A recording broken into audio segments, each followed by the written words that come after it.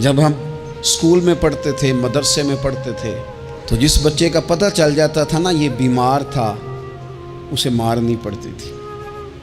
जिसका पता चल जाता था ना कि इसके घर में कोई परेशानी आ गई थी, उसे मारनी पड़ती थी। गुस्सा दिलाने वाली बात ये होती थी कि घर वाले कहते थे कि हमने तो भेजा था, सुबह तैयार करके बैग दे के इसको रवाना किया था, और जब पता चलता था ना कि ये आया नहीं, वहाँ बैठकर वक्त गुजारा, वहाँ बैठकर वक्त गुजारा। अब ये वो मसला था कि उस्ताद इस पर यूं होता था कि जिस तरह वो पूरे जलाल में आ गए। इस बात ने उन्हें इतना गुस्सा दिला, ओ तू बैठा रहा, जानबूझ के नहीं आया। उसको शदीद मार पड़ती थी। जब हम बड़े हुए, किताब व सुन्नत को देखा तो कुछ चीज़ें अजीब सी समझ में आईं। सियासता में हदीस मौजूद है कि सहाबा किराम अलैहिम रिदवान फरमाते हैं कि एक जंग का मौका था, तो वो रास्ते बड़े सख्त थे, दुश्वार गुजार घाटियाँ थीं, बड़ी मुश्किल से हमने वो राहें तय की। हमें लगा कि इस जिहाद पर हमें बहुत अजर मिलेगा, और फिर हमारे दिलों में ये भी ख्याल आता था कि फ़लाँ फ़लाँ फ़लाँ फ़लाँ तो सहाबी आए नहीं, वो तो घर में रहे। अल्लाह के महबूब सल्लल्लाहु ताला अलैहि वसल्लम ने हमारे इन ख्यालात को भांपा और करीम फरमाने लगे, तुम्हें इस जिहाद पर बड़ा अजर मिलेगा, लेकिन याद रखना तुम्हारे कुछ भाई हैं जो घरों में बैठे हैं, मजबूरियों ने, आजमाइशों ने, परेशानियों ने, उज़र ने उन्हें आने नहीं दिया। जितना तुम्हें सब्र करके, मुशक्क़त झील के, सफ़र करके जिहाद का सवाब मिलेगा, उतना ही उन्हें घर बैठे बैठे भी सवाब मिलेगा। आए नहीं, ये किस बंदे का मामला है जो उज़र वाला है। और अगर किसी के इज्तिहाद में गफलत हो गई, हज़रत काब बिन मालिक रज़ी अल्लाह ताला, ये भी सही बुखारी में, कल चला जाऊंगा, हुजूर तो जिहाद पे चले गए लेकिन इज्तिहाद में गफलत हो गई, कल चला जाऊंगा, परसों जाऊंगा, तरसों, फरमाते मैं जा ही नहीं सका, हुजूर वापस आ गए। जिन मुनाफिकों ने झूठ बोले जाके कि ये मसला हो गया था, ये मसला हो गया था, उनको तो मिल गई माफ़ी, लेकिन मैं चूँकि मुखलिसीन में से था खुदा के फजल से, और हो गई थी गफलत। 50 दिन नबी करीम मुझसे नाराज़ रहे, 50 दिन अल्लाह के लिए कि तू रब के रास्ते में जिहाद करने नहीं आया। 50 दिन हुजूर नाराज़ रहे। फरमाते थे मदीने की गलियां मेरी थीं, सब मेरे अपने थे, पर करीम जो नाराज़ थे तो कोई फिर सलाम भी नहीं लेता था। मुझे यूँ लगता था कि मुझे देखकर हवाएं और फ़िज़ाएं भी रास्ते बदल जाती हैं। 50 दिन मैं मस्जिद में आता था, जब मैं चेहरा इधर करता तो हुजूर मुझे देखते, और जब मैं हुजूर को देखता तो करीम चेहरा बदल लेते। मैं वेखां ते यार ना वेखे, ते जदों ना वेखां उदों वेखे। एडे नसीब कित्थों ततड़ी दे, मेरे विच वेखण दे वेखे। गुलाम फरीदा बूए यार दे मरना है, भावें वेखे या ना वेखे। ख़त्म हो गई बात। हज़रत काब बिन मालिक कहते हैं 50 दिन के बाद फिर रब करीम ने मेरी तौबा कबूल की, और मदीने वाले रसूल ने ऐलान फरमाया, जो उज़र की वजह से नहीं जा सके, मजबूरी से, उन्हें घर बैठे बैठे सवाब है, लेकिन जिनके इज्तिहाद में गफलत हुई, समझने में गफलत हुई, कल परसों तरसों चले जाएंगे, उनसे 50-50 दिनों की नाराज़गी है।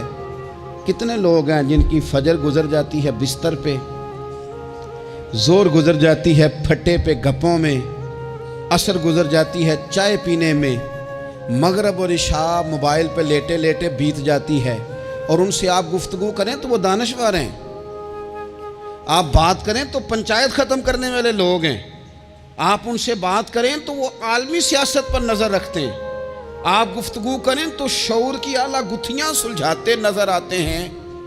खुदा मुझे ऐसी खुदाई न दे कि अपने सिवा कुछ दिखाई न दे। ये गफलतें हैं, ये शोरश है, ये अपने मुंह से खुद मियाँ मिट्ठू बनना है। इस गफलत को थोड़ा सा तोड़ा जाए, वरना जंग लग जाता है सलाहियतों को। जो लोग थोड़े दिन मोटरसाइकिल नहीं ना चलाते, उनके लिए मुश्किल हो जाता है फिर उसको स्टार्ट करना भी। हमारे उस्ताद कहा करते थे, जो लोग पढ़ाते नहीं उन्हें किताबें भूलने लग जाती हैं।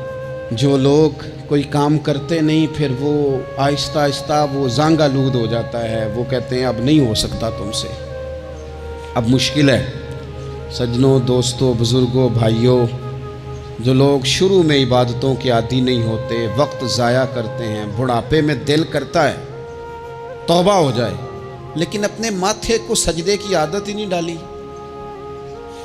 یہ جسم جھکنا اس کا عادی نہیں ہوا کہ رب کی بارگاہ میں جھکے، اس کا مزاج ہی نہیں تہجد پڑھنے کا، سارا کچھ ہو جاتا ہے۔ میں نے سیاست کرنے والے، پنچایت ختم کرنے والے، چودراہٹ کرنے والے، وزاداری رکھنے والے راتوں کو تہجد پڑھتے بھی دیکھے ہیں۔ میں نے قرآن پاک سے پیار کرتے دیکھے ہیں، میں گواہ ہوں بہت سارے لوگوں کا، یہ کام ہو جاتا ہے۔ شرط یہ ہے کہ بندہ اپنی غفلت کی پٹی تھوڑی دیر کے لیے کھولے۔ دوسری بات یہ کہ ہم خوش فہمیوں میں بڑا زندہ ہیں، بڑا زندہ ہیں، بڑا یعنی 2 4 5۔ کچھ لوگ کہتے ہیں اللہ کریم بڑا ہے۔ اللہ اگر کریم بڑا ہے نا میرے بھائی، تو نبی پاک صلی اللہ علیہ وسلم نے فرمایا وہ بڑا بیوقوف ہے جو خدا کی رحمت کی امید بھی رکھے اور اللہ کو ناراض بھی کرے، تو بیوقوف بندہ ہے۔ اگر وہ کریم ہے تو پھر تو محبت میں ہی اس کی بات مان، بات تو پھر بھی نہیں مان رہا۔ کچھ لوگ کہتے ہیں نبی پاک صلی اللہ تعالیٰ علیہ وآلہ وسلم شفاعت کریں گے، بھئی ہمارا تو سہارا ہی اس بات پہ ہے، حضور سفارش کریں گے، پر نبی پاک نے درجنوں جگہوں کہا ہے جو میرے طریقے پہ نہ چلے فلیس منا، مجھ سے نہیں۔ حضور نے فرمایا جو بڑے کی توقیر نہ کرے، چھوٹے پہ رحم نہ کرے، وہ مجھ سے نہیں۔ فرمایا جو ملاوٹ کرے وہ ہم میں سے، تو یہ حدیثیں بھی تو یاد رکھو نا۔ شفاعت کی بات انکار نہیں، حضور گناہگاروں کی ہی کریں گے، لیکن یہ حضور نے جو ہمیں اسباق پڑھائے یہ کس لیے پڑھائے؟ یہ بھی تو ہماری سمجھ کے لیے ہے نا۔ یہ ساری چیزیں ہم نے غفلت بنا کے اپنے اوپر اوڑھ لی۔ اور پھر سب سے بڑی بات یہ، جو لوگ جنت کے وارث اور مالک ہیں نا، کریم محبوب نے فرمایا یہ جو میری بیٹی فاطمہ ہے جنتی عورتوں کی سردار ہے، تو یہ تو جنت کی مالکہ اور وارثہ ہیں، وہ تو ساری رات ہی نماز پڑھتی تھی، تو سارا دن عبادت کرتی تھی۔ پاک سب سے زیادہ تو ان کو تھا، تو یہ تو 1 منٹ کے لیے مصلی سے جدا نہیں ہوئے۔ اور جنہوں نے صرف امید لگائی ہے، کوئی ان کے پاس ڈگری نہیں، وہ بن کے بیٹھ گئے ہیں، وہ کہتے ہیں جناب جنت، مطلب ہم جسے کہیں گے معاذ اللہ وہ جائے گا، دوسرے کو جانے دیتے ہیں۔ اپنی زندگی میں خوش فہمیاں نہ لائیں، یہ غفلت پیدا کرتی ہیں۔ غفلت بڑی خطرناک چیز کا نام ہے۔ جب بندہ غافل ہو جاتا ہے، میں آپ سے ایک بات عرض کروں، حضرت عبداللہ ابن مسعود فرماتے ہیں کہ مومن رائی کے دانے کے برابر غلطی ہو جائے تو اسے لگتا ہے میرے سر پہ پہاڑ کھڑا ہے، اور فرمایا جو منافق ہوتا ہے نا، وہ پہاڑ کے برابر گناہ کر کے کہتا ہے بات ہی کوئی نہیں، فلانا بھی کرتا ہے، یہ بھی کرتا ہے، ساری دنیا کر رہی ہے۔ یہ نفاق کی علامت ہے، اگرچہ بعض نے اسے نفاق عملی کہا، اعتقادی نہیں کہا۔ عزیز دوست، جب آپ چھوٹی گناہ چھوٹی غلطی کرتے ہیں تو پھر وہ چھوٹی چھوٹی غلطیاں پہاڑ بنتی ہیں، چھوٹی چھوٹی۔ وہ حضور نے فرمایا نا، جب تو ایک گناہ کرتا ہے تو تیرے دل پہ ایک دھبا لگتا ہے، نہ توبہ کرے تو دوسرا لگتا ہے، نہ کرے تو تیسرا، پھر دل کالا سیاہ ہو جاتا ہے۔ چھوٹی چھوٹی غفلتیں بڑی غفلتوں کو جنم دیتی ہیں، چھوٹی چھوٹی کمزوریاں بڑی کمزوریوں کو لے کے آتی ہیں۔ اسی طرح بخاری مسلم میں حدیث ہے، نبی پاک صلی اللہ تعالیٰ علیہ وسلم نے فرمایا کچھ لوگ کھلم کھلا گناہ کریں گے قیامت کے قریب، اعلانیہ۔ یا رسول اللہ صلی اللہ علیہ وسلم وہ کس طرح؟ تو حضور فرماتے ہیں انہوں نے رات کو غلطی کی تھی، رب نے ان کی غلطی پر پردہ ڈال دیا، انہوں نے سویرے اٹھ کے خود لوگوں کو بتانا شروع کیا، اور دیکھا میں نے رات یہ کیا، معاذ اللہ۔ فرمایا جب انہوں نے اللہ کے پردے کو کھولا تو پھر رب نے بھی ان کا پردہ کھول دیا۔ او میرے دوستو بتاؤ نا، جس کے رب پردے کھول دے پھر کون ہے جو اس کی پردہ داری کرے؟ کون ہے جو پردہ پوشی کرے؟ حضور فرماتے اس نے کھلم کھلا گناہ، فخر سے بتاتے ہیں لوگ یہ کرتا۔